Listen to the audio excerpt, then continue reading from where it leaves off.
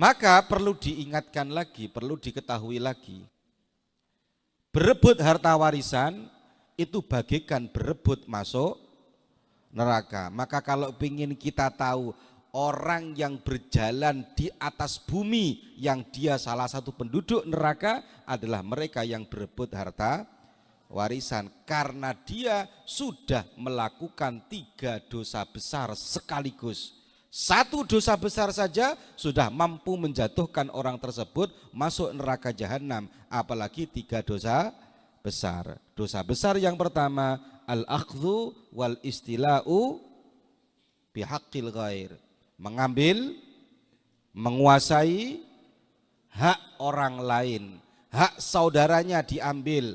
Kakak pertama dapat yang paling banyak, kakak kedua dapat lumayan banyak, terakhir paling sedikit, berarti dia mengambil hartanya orang lain. Kalau orang sudah mengambil hartanya orang lain, saudaranya diambil, sudah berani, maka dia akan diberanikan oleh Allah untuk mengambil hartanya orang yang bukan saudara.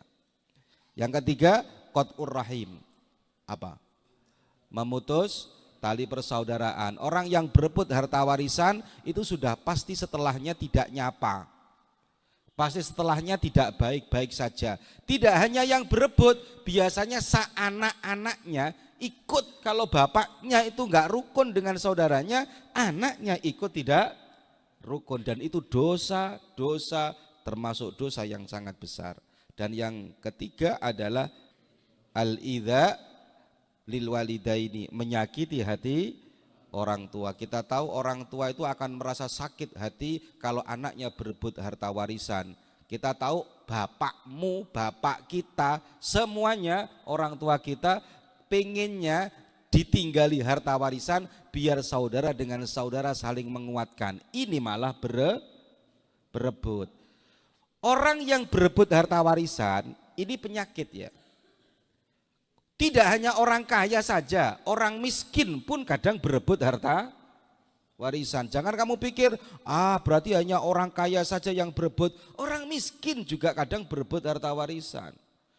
Orang yang bodoh saja, loh orang yang punya ilmu, ustadz kadang ya ono sing berebut harta warisan. Karena kalau sudah berebut harta warisan ini matanya sudah matanya setan, telinganya sudah telinganya setan, bicaranya sudah bicaranya setan, nadanya sudah nada dengan nada tinggi. Gak peduli dia ustadz, gak peduli dia kiai, gak peduli dia profesor, gak peduli dia miskin, gak peduli dia kaya.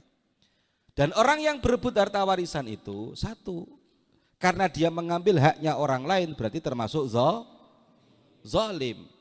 Kedua, karena dia memutus tali persaudaraan berarti dia jelas rezekinya oleh Allah akan diberi sulit. Maka kamu lihat orang kalau sudah berebut harta warisan, setelah itu dia dapat paling banyak, biasanya hidupnya ke depan paling miskin, paling sulit. Naudzubillah min.